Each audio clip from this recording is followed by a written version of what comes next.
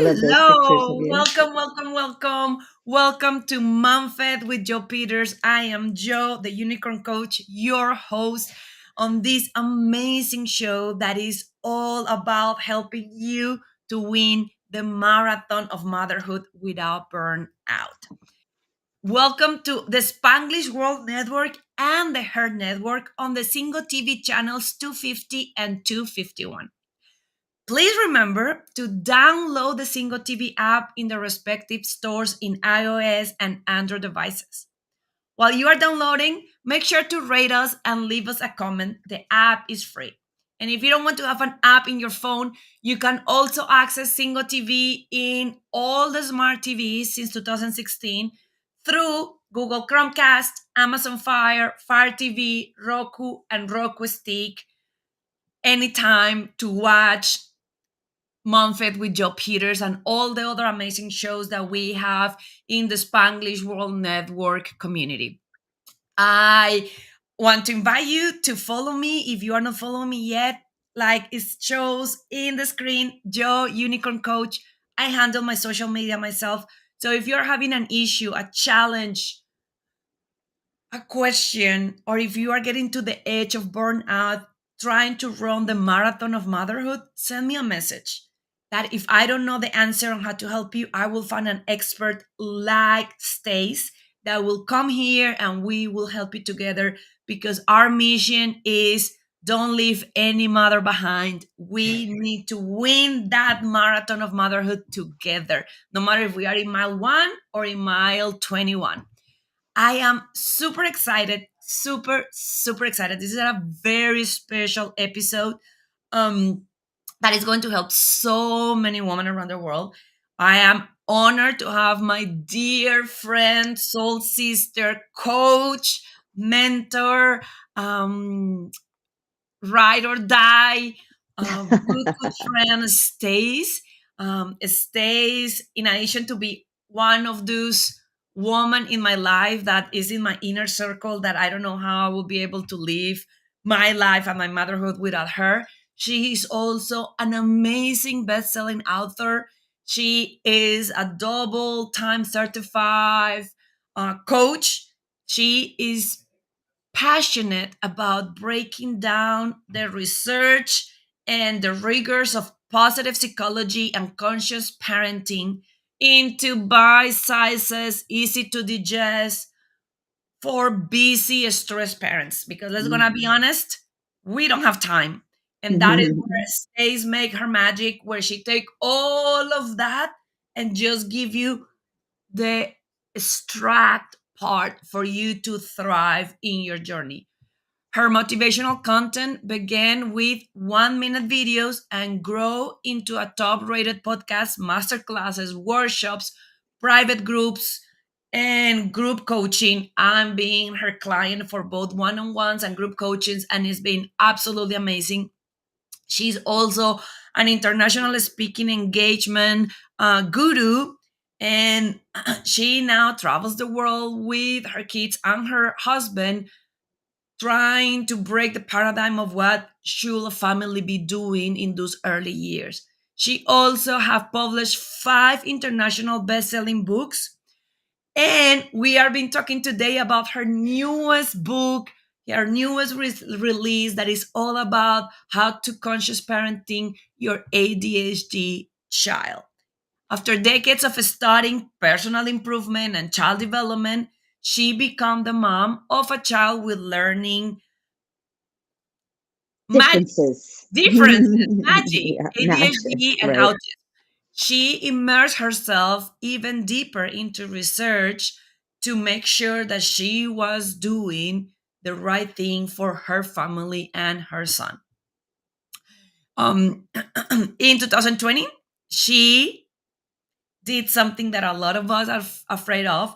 She quit her 7 figure executive career in the Silicon Valley, California bubble, and she is living now her dream as a mom, as an author, as a parenting mindset coach.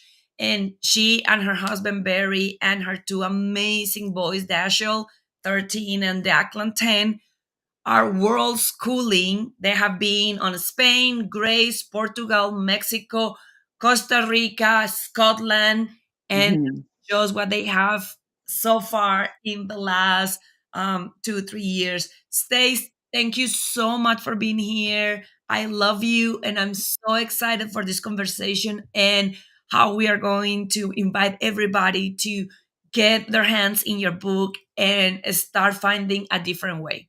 Yes. Well, any chance I have to chat with you is a joy, obviously. And we learn and we grow every time we do. So thank you for having me. Thank you for sharing this. Thank you for helping me just save more children from therapy later in life. That's my mission. Says we know where it all comes from, and when we're around 25, 30, 40, we're like, oh, I just need to understand my life and get better. And so if we can do a better job when they're babies and teens and toddlers, then we can help them live really healthy, thriving, vibrant, confident, resilient lives. I was talking with you a couple of weeks ago, and you were like, I want to make sure that they have a childhood that they don't need a therapy to recover from. That is what Hmm. all of us are doing in our therapies and in our Yeah. inner work. Right. Not bashing our parents. They did the best that they could with what they want. But Amen. now Amen. we know better, and then we can do better. So let's gonna start a little bit briefly with your story. How that paradigm of what motherhood will be was shattered and challenged for you when you start actually paying attention to your son needs and start finding that what he need didn't fit the box of what Yeah. should be. Let's gonna start there. Well, I will say that I'm lucky that I had parents who did question a lot of convention. My dad always questioned education, but also it was always a battle sort of in his head and now in my head because we're a very academic family. He went to Stanford, Harvard, UCLA, and has his PhD. Like, so we're always really academic, but also questioned it. So I've always questioned it. And when I had my son, he had a lot of learning differences right away. Everybody wanted to fix him and get him therapies and get him into special ed. And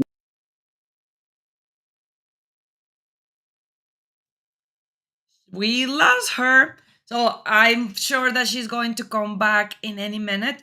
I think that, I don't know, I think that she's in California, but she may still be in Costa Rica. I don't know where in what part of the world she is. But one of the things that I love about her approach and why actually she is my parenting coach, because, like I always tell you, we all need a coach.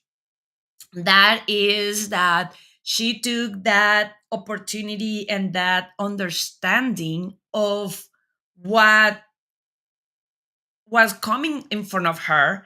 And instead of trying to make Dash and her kids fit what society was telling it should be, she actually went into a journey of changing herself and the people around her to support Dash in the most positive, supportive way. And then when Declan came, then Declan just graft the harvest the fruits of what was already happening with Dash. So a lot of that happened, um and Stacey's already here. Let me see if I can get Eduardo's attention. Um he needs to let you in. Let me see if I can. He probably went out of the computer. Um So, one of the things that this is so important is because now we are having, in my opinion, an epidemic of diagnosis. And like never before, we have, like, I was talking with Stace, we have people, there we go. Thank you. Georgia is here, and then Edu. I think that Stacey's here, but she's in the back stage. Um, there we go. Oh, now we have two Georgias, but we don't have one Stacy. We are back, but we have two Sorry. Georgias: a black Georgia and a video Georgia. Okay, so I just we want to point out this is live. This is just dealing with the world and how we manage when things don't go perfectly. And that is real life. So, no big deal. Like, I just somehow lose my connection every now and again, and then need Eduardo to open the door back for me. But that's okay. No big deal. Thank you. thank you, Edu. We don't know what we will do without you and all your magic as our TV producer.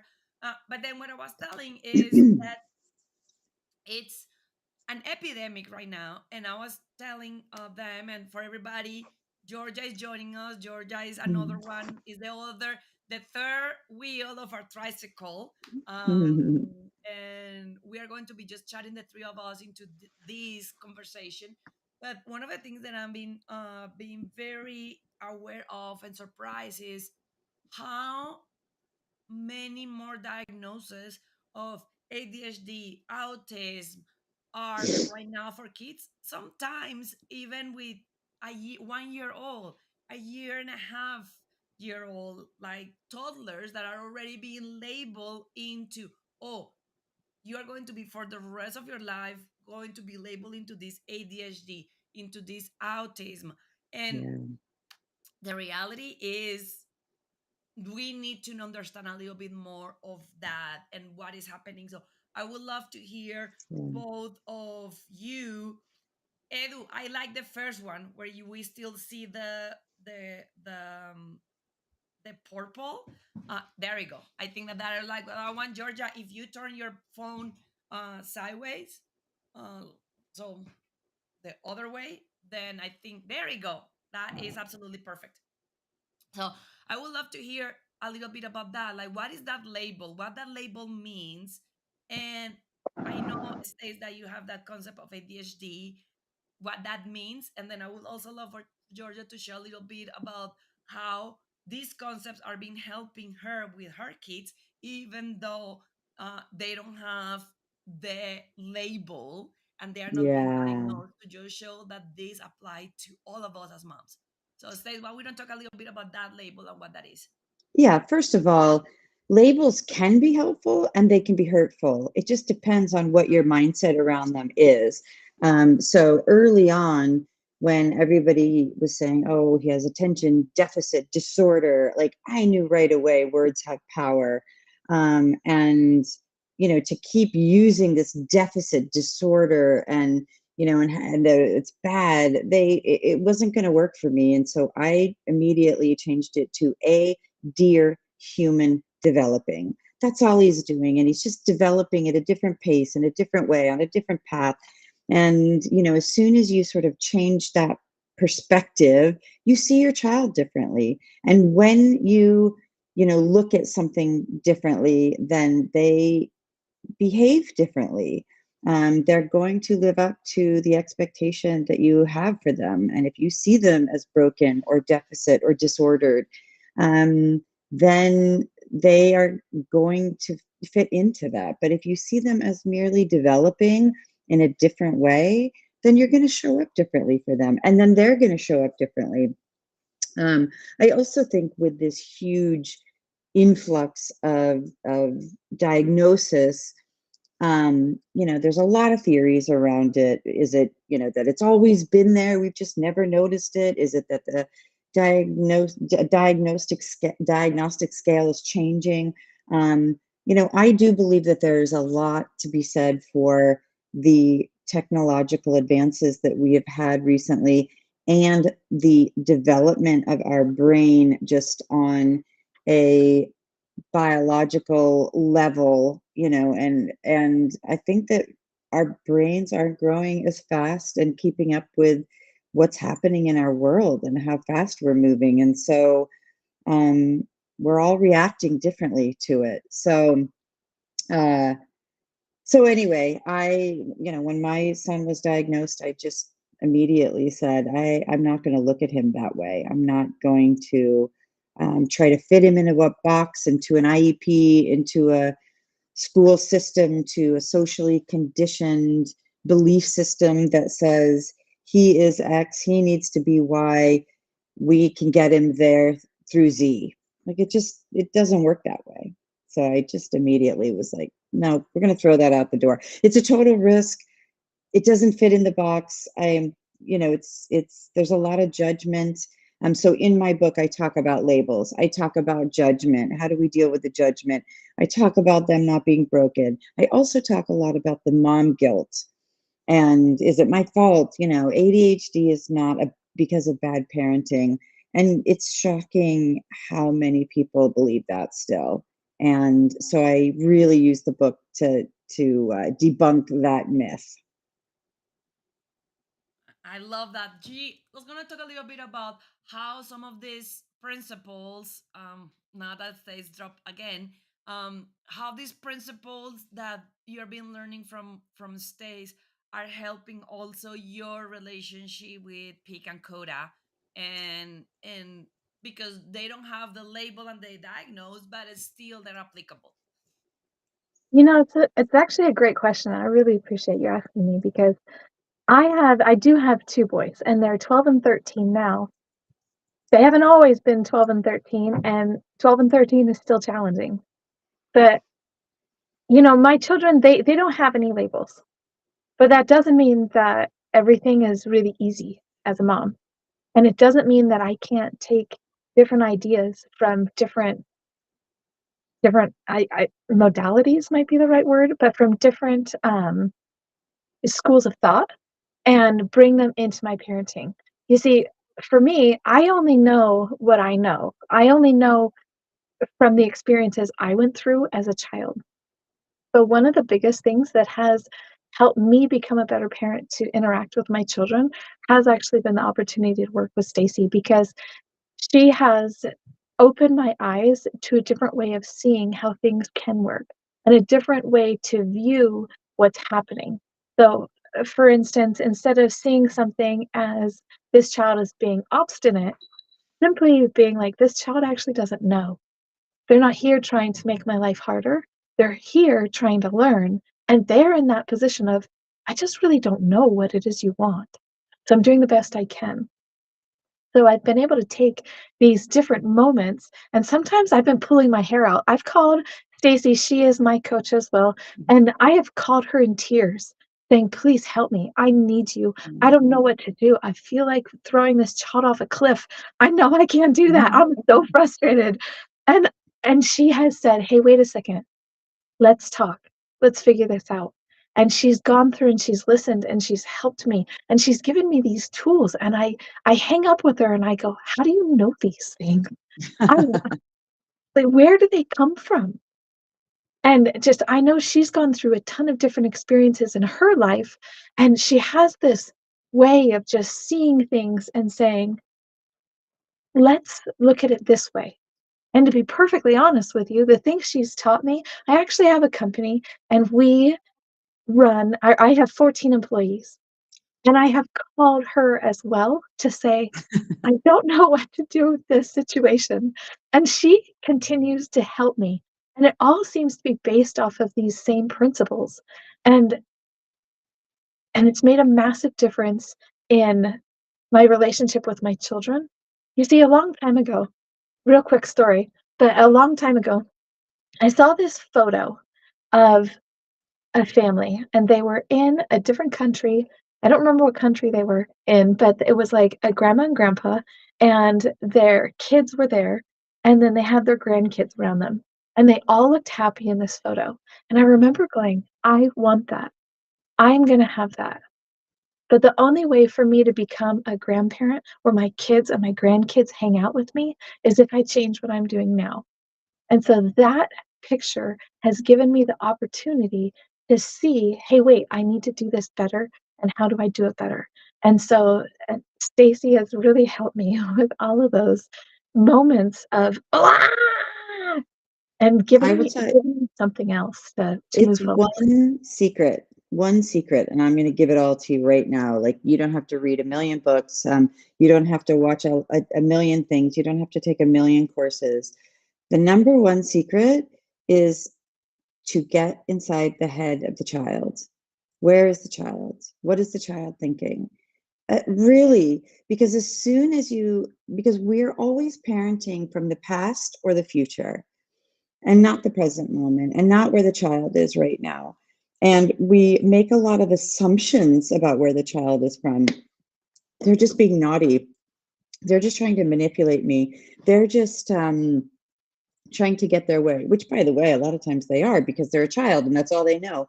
But if But you we're trying to really, get our way too. yeah, That's all I have to exactly. say about that. Exactly, exactly.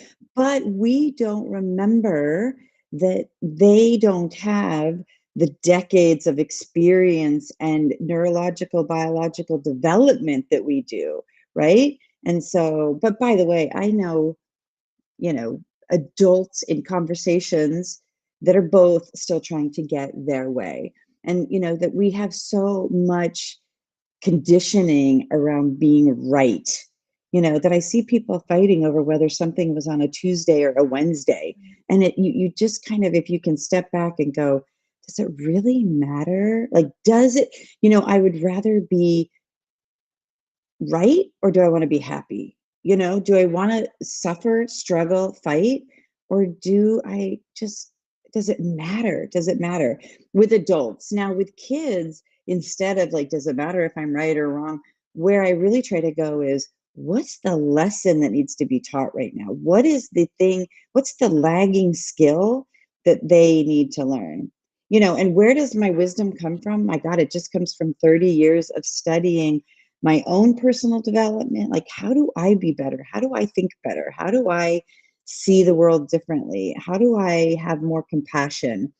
And then when I had kids, it was like, oh, wow, they're going to be my greatest teachers. They're going to be my greatest teachers in compassion, curiosity, patience, um, and really saying, wow, they're just in a different space, different, you know, um, astro level than I am. And how do I meet them where they're at to get them to a place where they can do this on their own?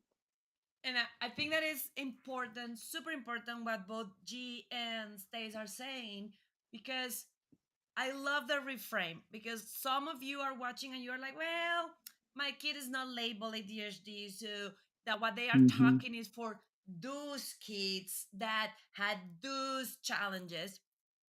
And the reality is, when you start seeing it as a dear human developing, that is what stays transform the ADHD label, then every single one of our children is a dear human developing. And then I love that is why G is also as a guest, because I would love to have that comparison of we do it into the plays, um and then see how we can apply it immediately. And actually, it's matter of, I will say, I love how G interrupt and say we have our own um expectations too. And I will tell you a little story. Stays drop and is in the backstage again, Edu, so I'm sorry. And one thing is that they I was doing the uh, bedtime routine, and we were getting so frustrated because we were trying to do the bedtime routine, and um my baby was like, oh, I am hungry after was in bed, dark, everything. And both Justin and I were so frustrated. I told you, Stacey is one of my coaches for parenting. So we were talking with Stacey, and they were like, why you are so frustrated? Why you are so upset about it? And we were like, because that is our time. If he goes to bed early, we have that. And then Stacey was like, well, that is your expectation. What if you just drop that? And it really changed that part of actually drop the struggle, um The and then suffering comes from the expectation, not from the child.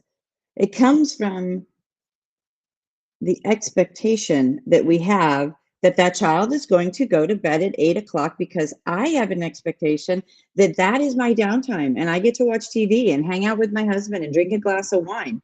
And your child is like, nope, it's not.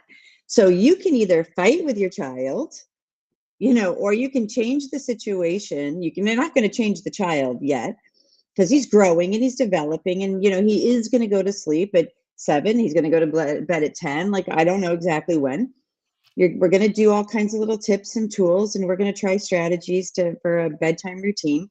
But the struggle is, I need you to go to bed at this time because this is the expectation that I have. But as soon as you let go of that struggle and embrace it and say, okay, this is what we're going to do. We're going to work around you, and we're going to help you learn the skill of falling asleep. And I'm going to let go of the idea that I need to go, sit and do my Netflix binging right now, and just enjoy that I get to help you fall asleep, even if it takes 3 hours, which it did with my child every night.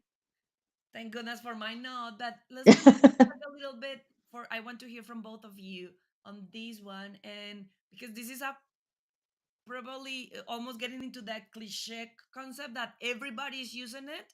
But let's gonna talk a little bit about Stace, and then G, your opinion and how that feels.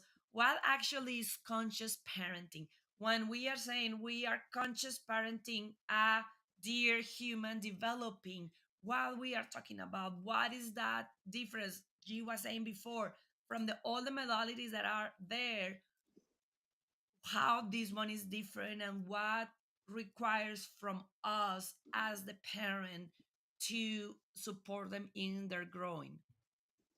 I think it's just a more mindful approach, that the child didn't come here to be your fantasy child and have your fantasy experience of what you think it's supposed to look like. They came to be their own spirit and soul and have their life, not a better version of the person you thought you should have been. And connecting with them and where they're at and who they want to be and their interests, and giving them a voice, and setting boundaries and helping guide them. It's not a free for all.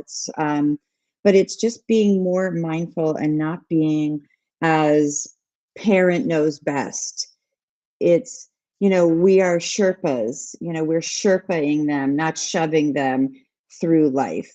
And I just think, as conscious parents, we are more aware of how imperfect we are as people, and with our beliefs and our ideas and our conditioned responses. So we are parenting ourselves and our own inner child as well, so that we can show up the best for our children. I would And agree with I Stacey. I don't think have that that's definitely what conscious parenting is. I also, for me, when Stacey kind of introduced this idea to me, I I started to realize that we were kind of talking about it earlier about being present. So just this concept for me of, in that moment when I'm talking to my child, not that this has happened or anything, about grades and about, okay, you know what? You're 12 years old, you're in 6th grade, and we have to get this grade going. We have to get good grades. And then he's saying, I hate school, I hate school, I hate school. So instead of me saying, well, you have to get good grades because that's what's going to rule the rest of your life, being able to go, I totally understand that you hate school. And be honest with you, I hated it too when I was your age.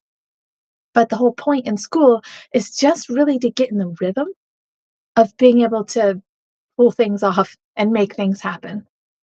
But we don't have to do homework for the rest of our life, depending on our career or depending on the path that we go in.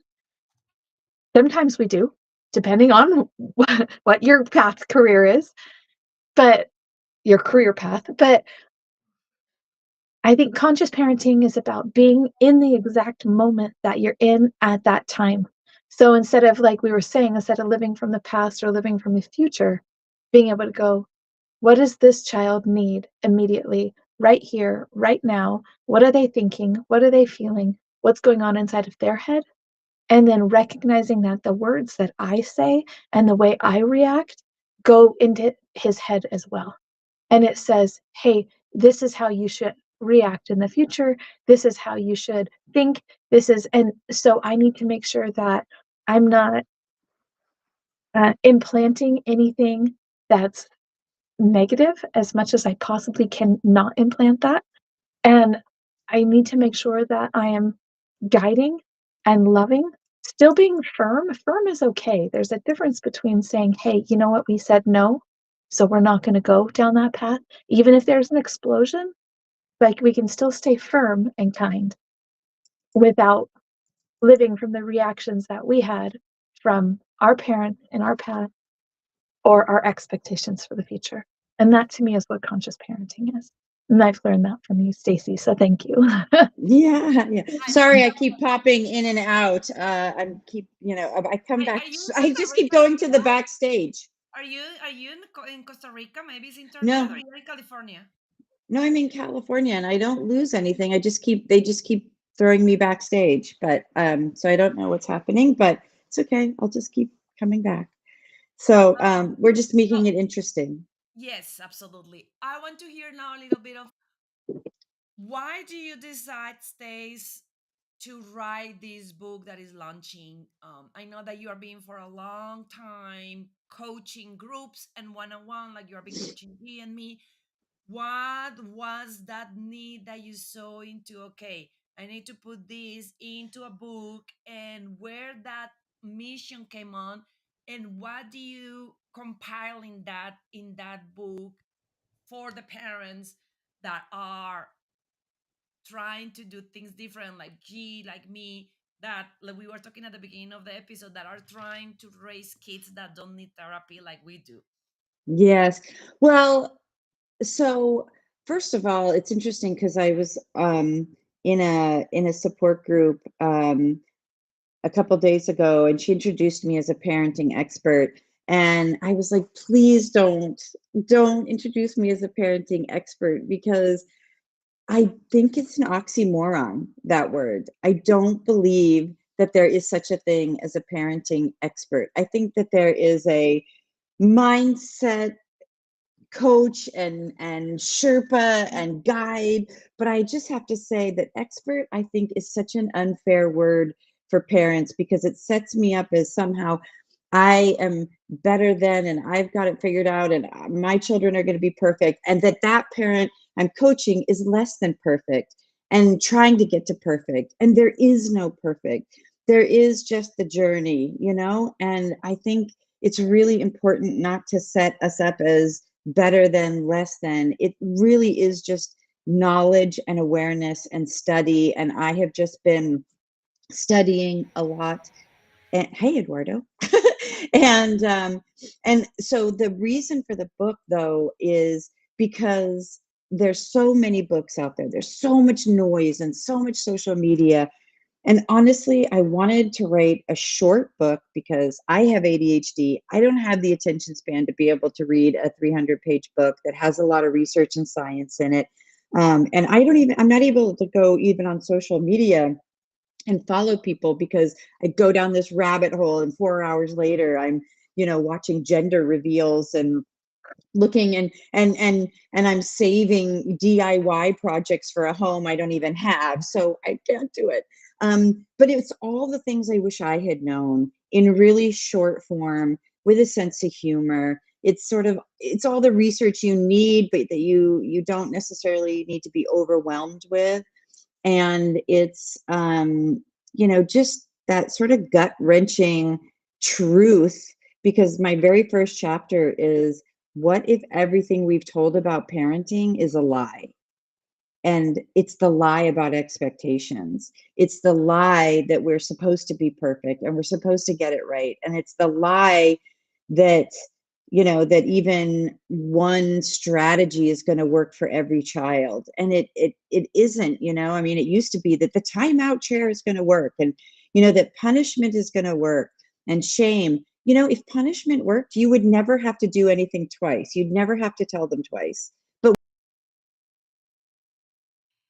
And she dropped again. Yeah.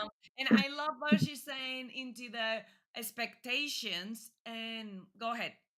sorry, I literally just go backstage. I'm not sure. Like, it's just sort of hide and seek, peekaboo. Um, but if you have an expectation that this is all supposed to go perfectly, then we're just teaching you that, what, it's all good. It's all fine. So, sorry, what was the question? No, we were talking about the book and how the first chapter is what if everything that we knew about parenting was wrong or was a lie. I would love for G to share with us one that she learned that she was a lie, something that she was taught a Yeah. lie. I would share mine about talking.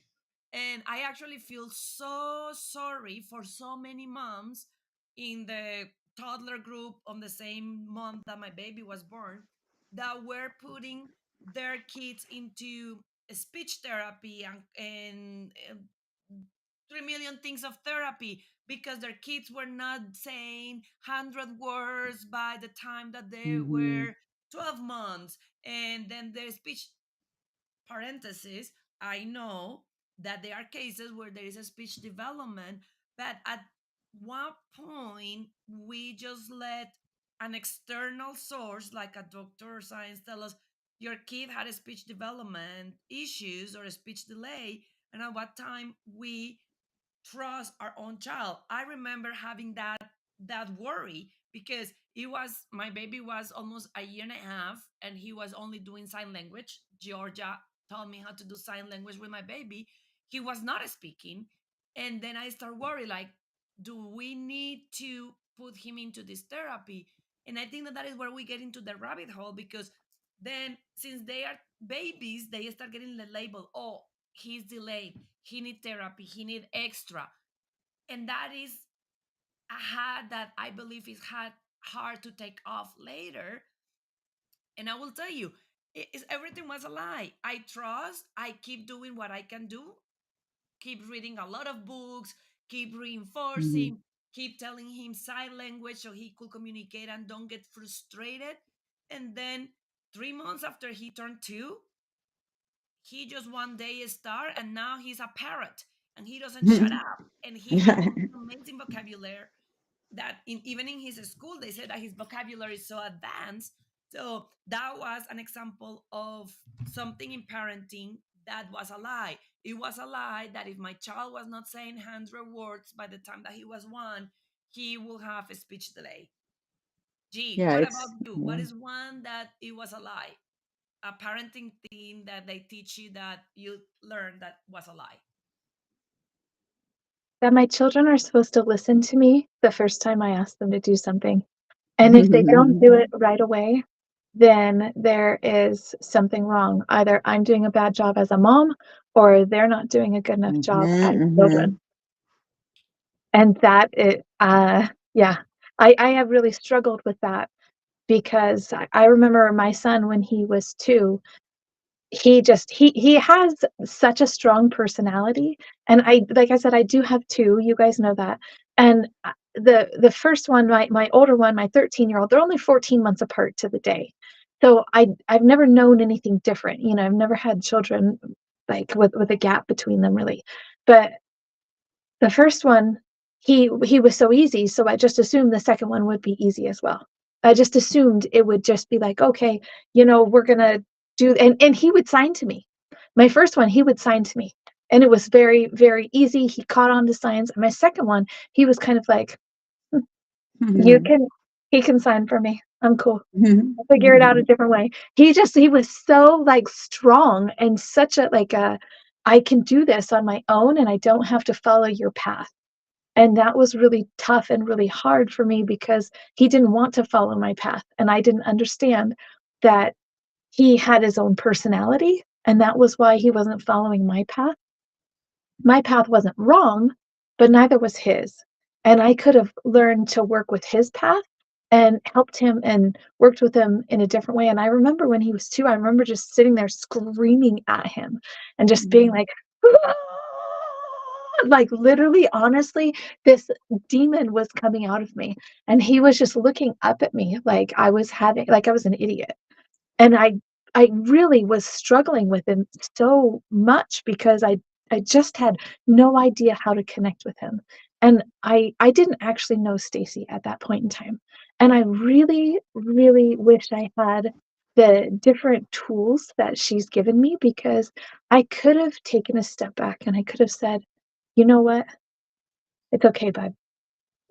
We know that we have to get in bed at this time, or we know we need to take a shower. What do you think your steps are to get in the shower?" And I could have let him write his own path instead of me forcing mine. I And think one of the things you said, I don't want to interrupt you, but it's so, so important what you said, and I don't want to gloss over it, is that we have this idea that when our children are being obedient and compliant and doing it as our expectation is, then we're a good parent. You know, that it's whether we're a good parent, that they're a reflection on us as to whether we are good or we are bad. And it We are good or we are bad. The internet don't want us to give this message to the masses. We are good or we are bad. Go, sister. Thank you, Eduardo, for hanging in there with me. I don't know why I'm playing this game, um, but the lie is that A plus B equals C. That a good parent plus good parenting equals a good child. And so, if something is wrong with A or B or C, or if the child, isn't good, then it's something wrong with one of those things. And there's nothing wrong, that there's just different. And every parent that has more than one child understands at some point it can't be my parenting because they're so different. I didn't do anything different with them, you know? So, he says my connection bars are low, but on my computer it says I have full of bars. So I don't know what that means. Um, on my side, they're all green, all my bars. Oh no, that one's low. Now, oh no. Anyway, okay, sorry. I'm getting distracted. See, I have ADHD. So, um, anyway, yeah. So I think that if you can stop, then the number one trick I can give you is definitely the pause. Is to stop in the moment before you start getting wrapped up in what this means about me and what this means about my parenting and what this means about this child and what this means about my evening and my routine and how I'm going to set this up and and if he doesn't go to bed at 8:30 and I don't get my Netflix and my wine, then I'm going to be a bad parent. He's going to be a bad child, and he's going to become a drug addict and homeless. And like I like go to the extreme. And no, it just means he's not tired right now. That's it. That what do we do? And so if you can stop getting wrapped up in the what does this mean about me and what does this mean about his future and what is this all of this expectations, that's the biggest lie. And I love the connection between you and what G was saying of my way and my path. And sometimes we have these little mavericks that are like, F you, Yeah. I want my own path and I'm gonna forge it. And but that part of that is that reparenting ourselves because we are being taught almost like a hierarchical, like we know better, we Yes. are the parent. If they don't do what we said, then they are not going to learn, and then they're going to be spoiled and they're going to get screw up for the rest of their life. And I love how G was saying, like, sometimes it's about remembering that it's not my way or the highway, that we can negotiate. Like, one really quickly one was everybody was like, do not negotiate with your child. You are going to, like, do not negotiate. Well, guess what? My child is a negotiator. My child will always push you into, okay, we need to go. And then we say 2 minutes. And he's like, 5? And then if I was going into the trap of not negotiating, we will get into a battle because And you he get into the likes to trap because you say, oh my gosh, everybody tells me I shouldn't negotiate. I shouldn't negotiate. I'm going to be a bad parent if I don't do that. And you know, that's where we go to, where instead, by the way, the opposite of a negotiating child is likely a compliant child who might just be compliant because they're afraid or because they need to please you. And now you're going to create a people pleasing child, or you're going to create a doormat child who's just going to do things, because people told him to. So, and it's not that we want one or the other. We are trying to just give them the skills so that they don't that they know how to navigate life. Sometimes it's going to be to negotiate, and sometimes it's going to be to be compliant and just do as we're told with that boss because I need to get the paycheck or whatever it is. But to be able to do that with some self-esteem, some confidence, with awareness, with resilience, that's what we want to teach them. And one thing that I just find out with the negotiation is a lot of the times I can negotiate. If he's in the shower after swimming and he wants to stay 3 freaking more minutes, that is not going to destroy the rest of my day. And then what I found is, as more as I let him do the negotiation, as less tears are, as less fighting are, and as easier it is for him to understand when there are few times that I'm like, no, sweetheart, this is it. We are not going to negotiate. We are not going to go here. Because they're at an age where they're learning, they're building these neural pathways. So to say no negotiating is just, it's so rigid, and it's just not taking into consideration where they are. And at 2.5, he is saying, I'm learning the consequences of asking and changing, and they want more autonomy and agency over their life. They want yeses, because so much of their life is controlled by somebody else. So the more we can say yes and give them the ability to have agency, they're going to have more confidence. Then they're not going to be battling for it. So yeah, Georgia is definitely like, oh yeah, I feel that. I can see that. Where do you see that? Where do I see that if I give them agency, Yeah. that they're not battling Hmm. over it? Yeah. A lot of times with grades is Hmm. where I see that. Um, I Yeah, it's with grades. I would say grades right now are kind of my biggest challenge, and one of the things that I am struggling with personally is, like, even right here, right now, today is the last day of school, and I heard I'm on this call. My kids know that they needed to go, and they needed to both catch the bus, but I usually take my younger child to school on his own. It just works better for our family. So, but I've only heard the door close one time.